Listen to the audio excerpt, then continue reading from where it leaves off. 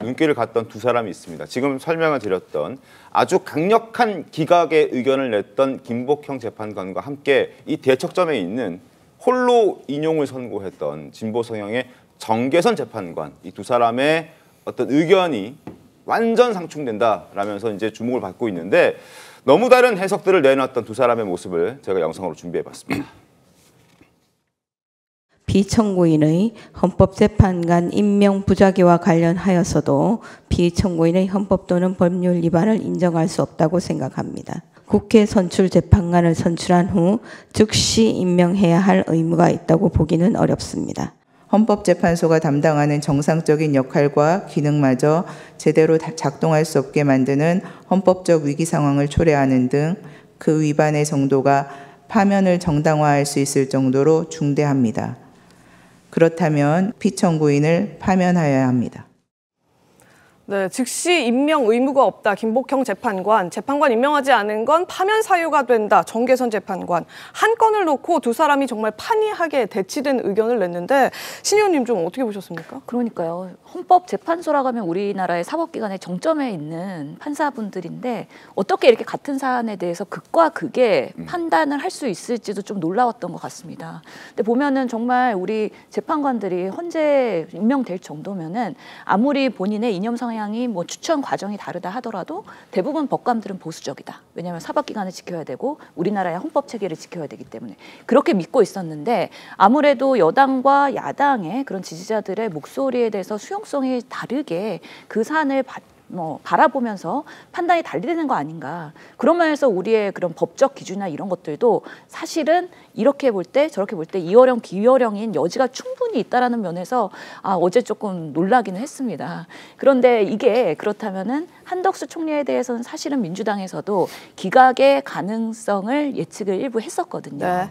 그렇기 때문에 어제의 결과가 그럼 윤석열 대통령의 탄핵에 어떤 영향을 미칠까에 대해서는 아주 별개라고 생각을 하고요. 실제로 한덕수 총리가 뭐 여기서 여러 가지 조문들을 보면은 그 비상계엄에 있어서의 정말 그 국무위원회 회의가 제대로 적법하게 소집되었는가, 그 중에서 총리가 적극적으로 가담을 했는가, 그거는 아니고 명확하지 않다라는 부분에서 증거가 없다는 표현을 썼죠. 사실은 네. 지금 판단하기 어렵다라고 유보해 놓은 거거든요.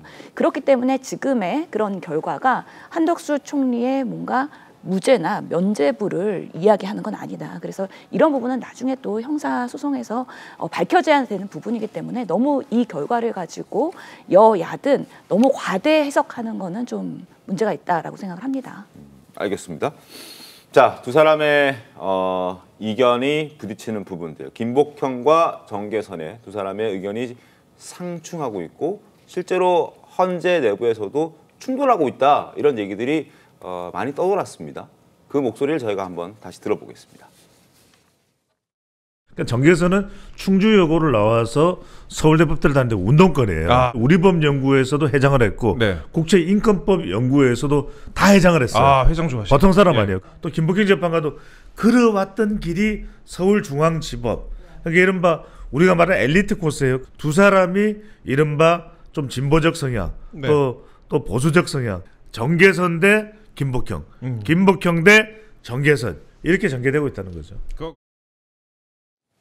네, 두 사람의 성향 지금 말씀드린 것처럼 정계선 재판관은 진보, 그리고 김복형 재판관은 보수, 이렇게 지금 추천자로 분류가 되고 있습니다. 그래서 앞선 여러 재판들에서도 판이하게 판단이 달랐다, 이런 얘기들도 지금 같이 거론이 되고 있는데요. 앞에 이진수 방통위원장 건에 대해서는 김복형 재판관은 기각, 정계선 재판관은 인용 판단을 내렸었고, 마은혁 재판관 임명하지 않은 거 위헌이다, 이 부분은 김복형 재판관이 함께 인용 의견을 내긴 했습니다만 별개 의견으로 본인의 소신을 뚜렷하게 밝히기도 했습니다.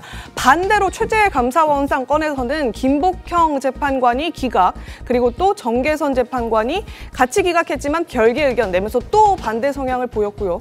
이번에 한덕수 총리 마찬가지로 기각과 인용 각자 서로 다른 견해를 뚜렷하게 보여준 겁니다.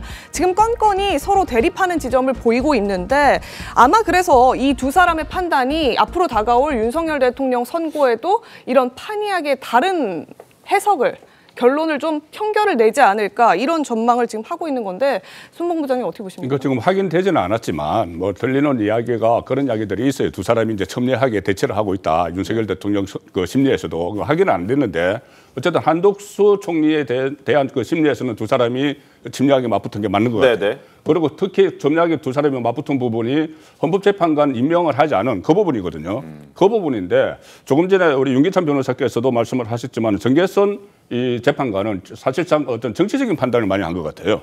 왜 그러냐면 본인이 그런 이야기도 했습니다. 지금 대통령 그 탄핵 선고 심리를 지연시키기 위해서 여당이 지연시키기 위해서 여당 의사를 반영을 해서 임명을 안 하는 것 아니냐 이렇게 이야기를 했어요.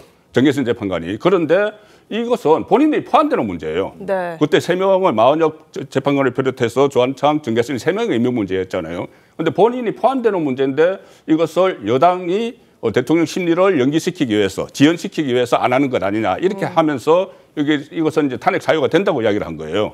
그런데 김복형 재판관은 이 국회에서 선출을 하기는 했지만은 임명권은 대통령에게 있으니까 국회에서 선출한 그 사람들이 과연 자격이 있는지 이런 것을 살펴보는 시간이 필요하다. 네. 시간이 필요한 것이고 또 여야 합의가 안 된 부분이 있기 때문에 이것을 임명하지 않은 것이다. 이렇게 했기 때문에 한쪽은 어떻게 보면 정계선 재판관이 상당히 정치적인 판단을 한 것 아닌가 그런 생각은 듭니다.